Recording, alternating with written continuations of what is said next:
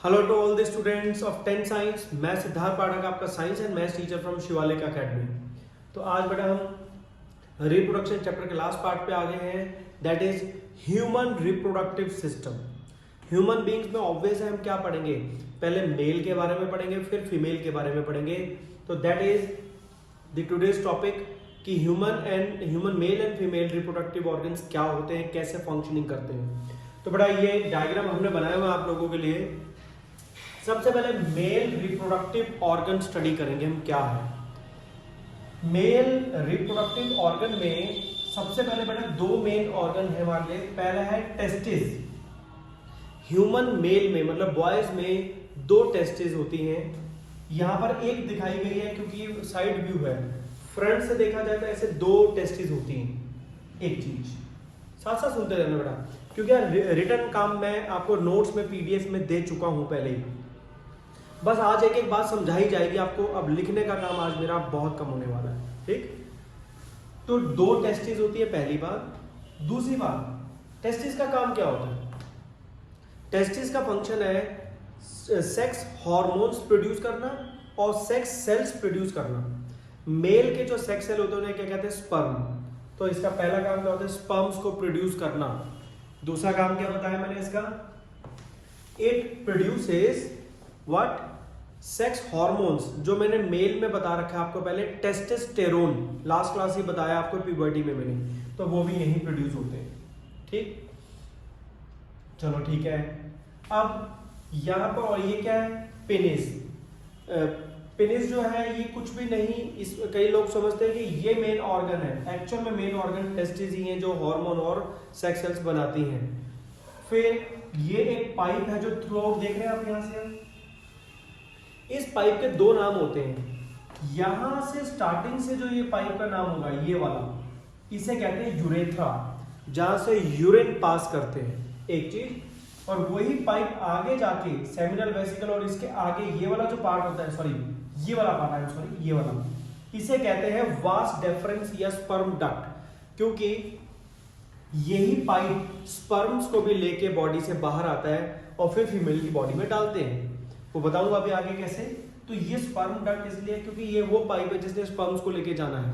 1 point. तो चलो अभी मैंने आपको टेस्टिस बताया, पेनिस बताया और यूरेथ्रा बताया। अब मैं एक टेस्टिस पे दोबारा आ रहा हूं। क्वेश्चन आता है पेपर में, ह्यूमन मेल की बॉडी में टेस्टिस बाहर होती है, बॉडी के अंदर नहीं है, इंटरनल। बट आपको एक बात आता हूं, जैसे हमारा बॉयज में टेस्टिस होती है वैसी सेम टू सेम गर्ल्स में ओवरीज होती हैं। लेकिन गर्ल्स की ओवरीज बॉडी के अंदर होती है, जो बाहर से विजिबल नहीं होती। बट मेल के जो टेस्टिस के पार्ट है वो बाहर से विजिबल है। क्यों? क्योंकि टेस्टिस ने स्पर्म्स बनाने हैं, सेक्स सेल्स बनाने हैं, और वो सेक्स सेल्स बहुत अच्छे ऑप्टिमम तभी बनते हैं जब ये टेस्टिस का टेम्परेचर बॉडी के टेम्परेचर से थोड़ा सा कम हो, 3 से 4 डिग्री कम हो, तो स्पर्म बहुत अच्छे बनते हैं। That's why testes are kept outside the abdominal cavity of the body. ये एब्स होती है हमारी, इसे कहते हैं एब्डोमिनल कैविटी, उससे बाहर है टेस्टिस, जिससे कि बॉडी से 3-4 डिग्री सेल्सियस टेम्परेचर हो और सेक्स सेल्स बहुत अच्छे बने, ठीक।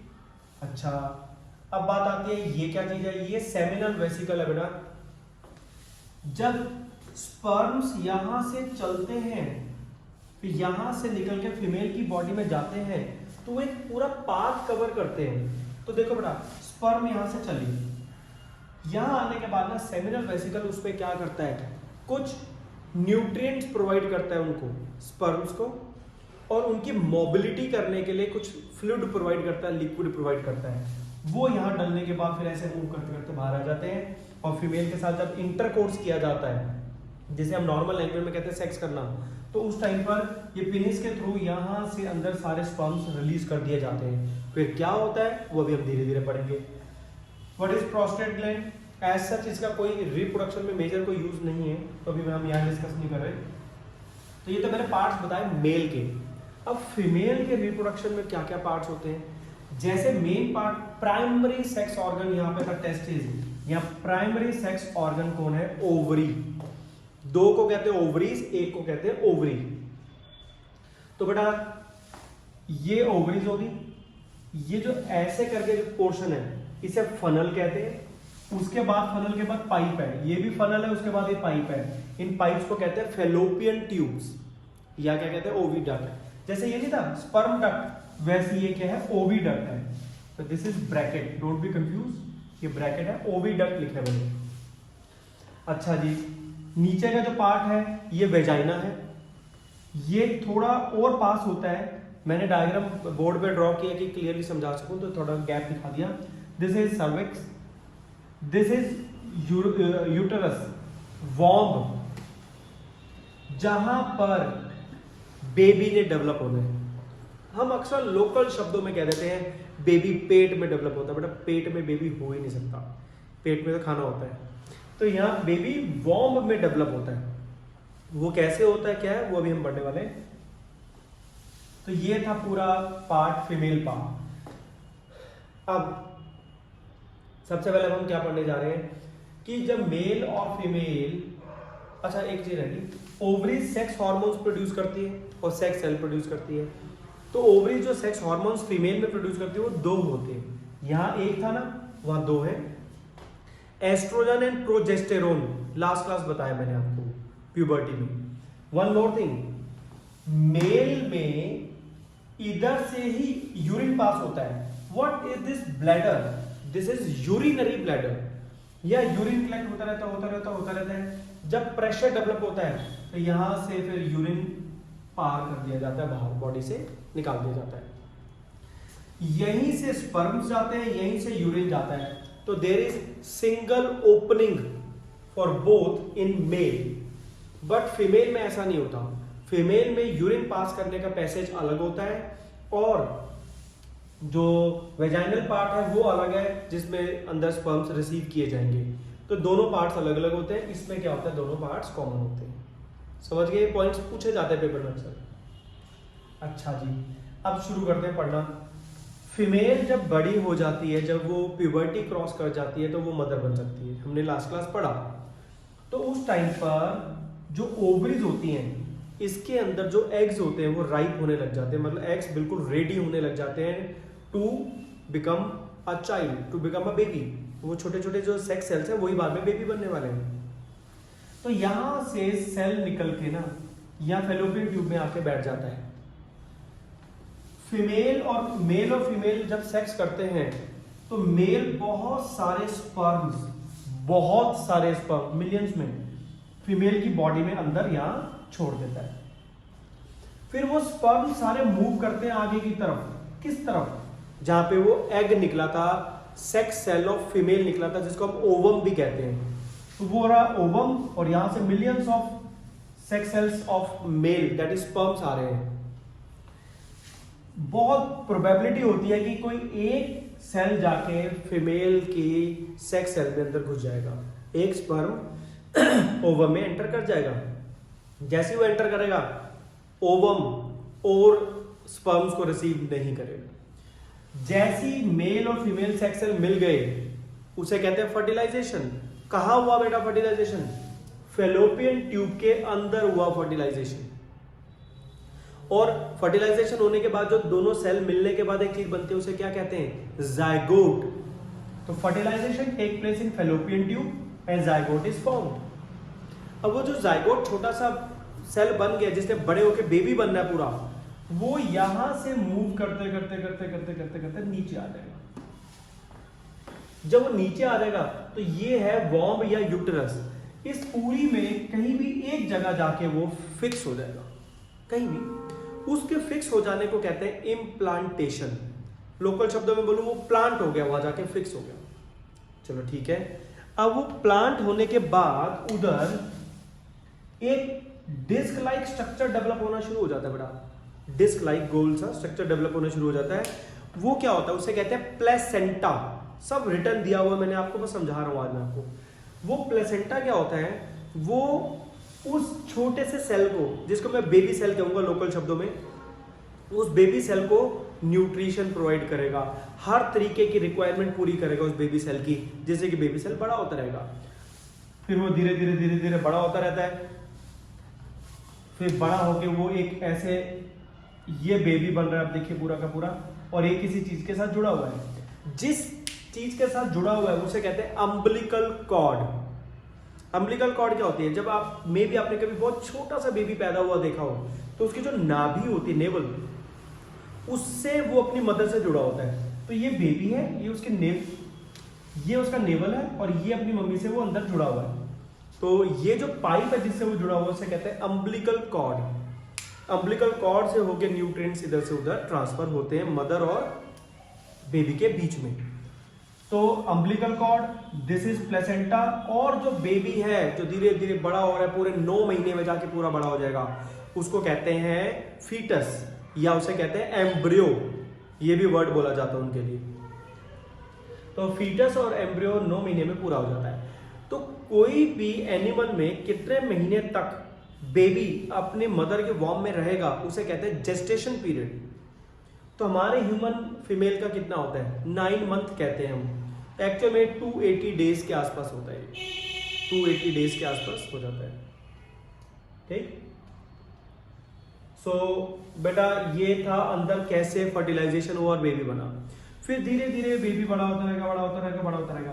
फिर यहां से बेबी को बाहर निकाल लिया जाता है इस पैसेज से डिलीवरी के दौरान, और उसमें फिर बेबी पैदा हो जाता है। और जब यहाँ से यहाँ बेबी पैदा होता है, डिलीवरी होती है उसकी, तो उस टाइम पर ये पार्ट जो है काफी एक्सपेंड कर जाता है, वो बेबी यहाँ से बाहर आ जाता है पूरे 9 मंथ बाद। क्लियर? तो ये पूरा प्रोसीजर बताया। पहले तो पार्ट्स पढ़े हमने दोनों के क्या होते हैं। फिर सेक्सुअल रिप्रोडक्शन में यहाँ से स्पर्म्स अंदर गए थे, वो स्पर्म्स ने कैसे फर्टिलाइजेशन किया मैंने वो प्रोसेस बताया। बहुत डिटेल में जाना है तो आप 11th-12th में बायो पढ़िए, उसमें और बहुत डिटेल मिलेगी आपको। अभी 10th क्लास में इतना ही बताना है हमने। अब हम क्या करेंगे, हमारे सामने डायग्राम्स बने पड़े हैं, हम आगे के जो टॉपिक पढ़ेंगे उनमें भी ये डायग्राम्स यूज होने हैं। तो 2 टॉपिक हैं इसके बाद। एक है मेंस्ट्रुएशन साइकिल इन फीमेल, सिर्फ फीमेल में होती है, वो मेल में नहीं होती। दूसरी चीज बर्थ कंट्रोल मेथड्स पढ़ेंगे। तो आइए उन दोनों टॉपिक्स को भी इन्हीं डायग्राम की हेल्प से हम करते हैं। सो आइए बेटा अब हम सीखते हैं मेंस्ट्रुएशन साइकिल इन फीमेल।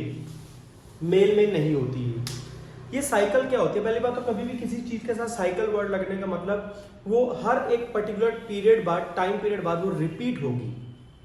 मेरे मुंह से क्या वर्ड निकला? पीरियड बाद रिपीट होगी। तो हर एक फिक्स इंटरवल बाद रिपीटेशन होगी, उसको कहेंगे मेंस्ट्रुएशन साइकिल। होती क्या है ध्यान से समझना बेटा। जैसी गर्ल अपनी प्यूबर्टी स्टेज में आती है, याद है हमने लास्ट क्लास पढ़ा था गर्ल की प्यूबर्टी कब होती है बेटा? गर्ल्स की प्यूबर्टी होती है 10 से 12 साल में आ जाती है। तब गर्ल की बॉडी के अंदर sex cells and sex hormones पैदा होने शुरू होते हैं। वो कहां होते हैं? ओवरीज में होते हैं। उस जैसी प्यूबर्टी में आती है गर्ल, तब उसकी मेंस्ट्रुएशन साइकिल स्टार्ट हो जाती है, और उस प्रोसेस को कहते हैं मेनार्क। द ऑनसेट और you can say starting of menstruation cycle in female after puberty is known as menarche. Done? होता क्या उसमें स्टेप वाइज बोलूंगा। पहला स्टेप, यहां से एक एग निकलता है, एक, और वो रिलीज होके यहां कहीं बैठ जाता है जाके। अब वो जो एग निकला है, ओवम निकला है, हर 28 दिन में एक ओवम निकलता है। 28 डेज में एक ओवम निकलता है और वो वहां जाके बैठ के वेट करता है। किसकी वेट करता है? कि अगर सेक्स किया जाएगा और मेल के स्पर्म्स मिलेंगे तो वो फर्टिलाइज हो जाएगा, इस चीज की वेट करता है वो। तो अभी वो वहां पे बैठा हुआ है, तो 28 दिन में वो निकलता है। तो ओवम के निकलने के प्रोसेस को कहते हैं ओवुलेशन। मैं सिर्फ वर्ड्स लिख रहा हूं बेटा यहां, that is known as ovulation. हर 28 डेज बाद एक मैच्योर राइप एग निकलेगा और वो वहां जाएगा, दैट इज ओवुलेशन। चलो जी, फिर उसके बाद अगर सेक्स किया गया और यहां से स्पर्म्स आए और स्पर्म ने यहां पे जाके फर्टिलाइजेशन कर दी, देन इट्स ओके। अगर सेक्स नहीं किया गया, स्पर्म्स नहीं अंदर आए, तो इस सेल ने काफी दिन तक वेट किया लेकिन फर्टिलाइजेशन नहीं हुई, तो ये सेल अब किसी काम करने से नीचे आ गए। लेकिन तब तक क्या होता है, तब तक इस पूरे पोर्शन में बेटा, इस पूरे पोर्शन में ना बहुत ही ज़्यादा blood capillaries, spongy blood capillaries develop होनी शुरू हो जाती हैं, मतलब सॉफ्ट ब्लड कैपिलरीज डेवलप होती है। क्यों? कि कल को अगर वो गर्ल प्रेग्नेंट हो जाती है तो बेबी ने यहां डेवलप होना है, तो जहां बेबी ने डेवलप होना है वो पोर्शन क्या होना चाहिए? सेफ। इसलिए वो बिल्कुल ब्लड कैपिलरीज जैसा पोर्शन होता है जिसपे बेबी को किसी तरीके की चोट भी नहीं लग सकती।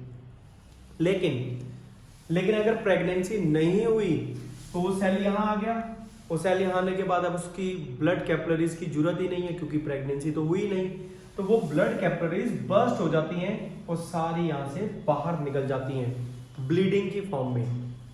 That is known as menstruation cycle. वो ब्लीडिंग 3 से 5 दिन तक होती रहती है। आफ्टर दैट फिर दोबारा से अंदर नई ब्लड कैपिलरीज बननी शुरू हो जाती हैं for next ovulation. Next ovulation मतलब नेक्स्ट सेल को निकल के वहां वेट करेगा, तो उसके लिए वो बनना शुरू हो जाती हैं ब्लड कैपिलरीज की। क्या पता नेक्स्ट साइकिल में प्रेगनेंसी हो जाए तो फिर वो वहीं पे जाइगोट बन जाएगा।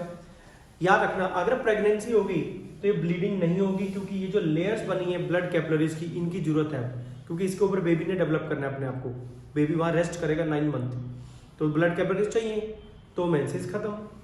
तो ये लेके चलो, जो गर्ल प्रेग्नेंट हो जाएगी वो प्रेग्नेंट होते ही उसकी ये साइकिल रुक जाएगी। क्यों रुक जाएगी? क्योंकि उसमें इस चीज की अब रिक्वायरमेंट है फीटस को डेवलप होने के लिए, तो ये ब्लीडिंग बंद हो जाएगी। पूरे 9 महीने तक ये वाली ब्लीडिंग नहीं होती, तो मेंसेस रुक जाती है। तो ये जो पूरा प्रोसेस बताया इसे कहते हैं मेंस्ट्रुएशन साइकिल। बट 50 से 52 ईयर्स के आसपास तक ये साइकिल चलती है फीमेल में, उसके बाद फीमेल में साइकिल बंद हो जाती है। उस बंद होने के प्रोसेस को कहते हैं मीनोपॉज। पॉज मतलब स्टॉप। अब मेंस्ट्रुएशन साइकिल फीमेल में नहीं होती उसके बाद, तो वो फिर मदर नहीं बन सकती। याद रखना, वो मदर नहीं बन सकती। But human male can become father through out his life, but human female एक मीनोपॉज के बाद मदर नहीं बन पाएगी, तब तक ही मदर बन सकती थी, उससे पहले तक। डन? आई होप क्लियर है। तो ये मेंस्ट्रुएशन साइकिल थी फीमेल में। अब हम एक और टॉपिक आज ही पढ़ेंगे, that is birth control method. देखते हैं क्या है वो। पहला क्वेश्चन, बर्थ कंट्रोल क्या होता है? Birth control methods. हद से ज्यादा पॉपुलेशन हो चुकी है हमारे इंडिया में, तो हमें कहीं ना कहीं उस पॉपुलेशन को कंट्रोल करना है। तो पॉपुलेशन कंट्रोल मतलब बर्थ को कंट्रोल करना है कि जैसे पेरेंट्स के ज्यादा से ज्यादा 2 बच्चे पैदा हो गए तो उसके बाद तीसरा चौथा पांचवा ना हो, उसको रोकना है। तो we have different methods for that. Number 1 is, तो फर्स्ट मेथड है that is known as barrier method. Barrier आप सबको पता है रुकावट को कहते हैं। तो अगर हम किसी तरीके से मेल के स्पर्म फीमेल की बॉडी में जाने से रोक दें तो उसे क्या कहते हैं? बैरियर। तो कैसे करते हैं? इसमें 2 मेथड हैं। जो मेल होते हैं वो यूज करते हैं कॉन्डम, और जो फीमेल होती हैं वो यूज करती हैं सर्विकल कैप। इन दोनों में से कोई एक, दोनों यूज करने की जरूरत नहीं। ये condom is a rubber like structure, उसको यहां पर ऊपर लगा लिया जाता है। तो जब ये पेनिस यहां अंदर एंटर करेगा और स्पर्म्स छोड़ेगा तो बॉडी में नहीं जाएंगे फीमेल के, वो कॉन्डम के अंदर ही रह जाएंगे और बाद में कॉन्डम को डिस्पोज ऑफ कर सकते हैं। तो this is the barrier method used by male. Same to same female में भी ऐसे होता है, एक सर्विकल कैप होती है, वो यहां से अंदर डाल दी जाती है बिफोर सेक्स, फिर सेक्स किया जाता है तो वो स्पर्म्स यहीं के यहीं रह जाते हैं, आगे मूव नहीं करते। तो we create barrier for entry. ठीक, इस मेथड का एक बेनिफिट है, हमने लास्ट क्लास एसटीडी पढ़ी थी, सेक्सुअली ट्रांसमिटेड डिसीजेज। वो डिसीजेज से बचाते हैं ये मेथड। कैसे? मेल को कोई सेक्स की बीमारी है तो वो अगर रबर लाइक स्ट्रक्चर लय के अंदर डालेगा यहां से, तो बीमारी फैलेगी नहीं क्योंकि कॉन्डम ने बैरियर लगा दिया। तो बीमारी में भी तो बैरियर बन गया ना, वो किसी तरीके की इन्फेक्शन को भी इधर से उधर नहीं जाने देगा।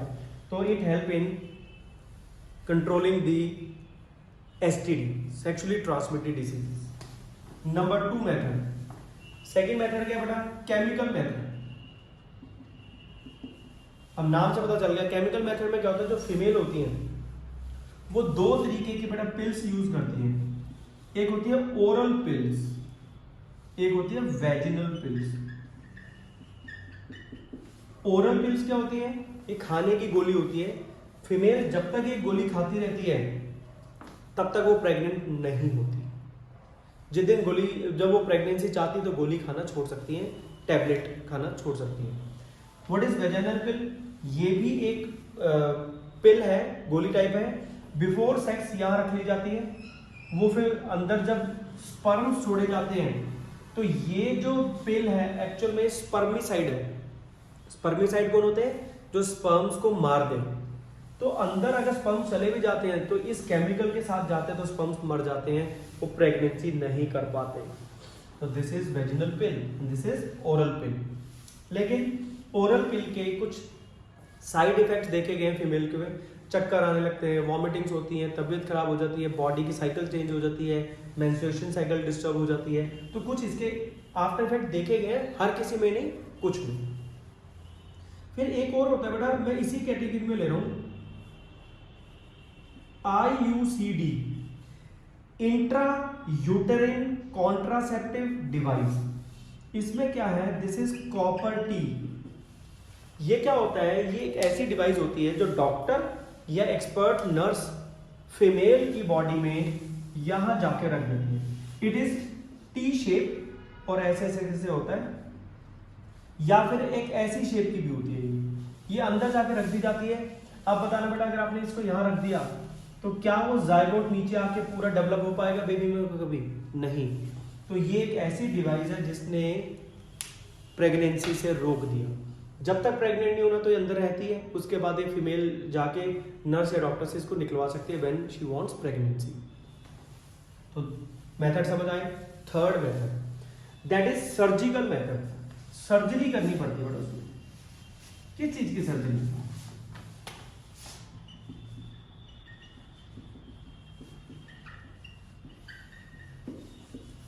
सर्जिकल मेथड में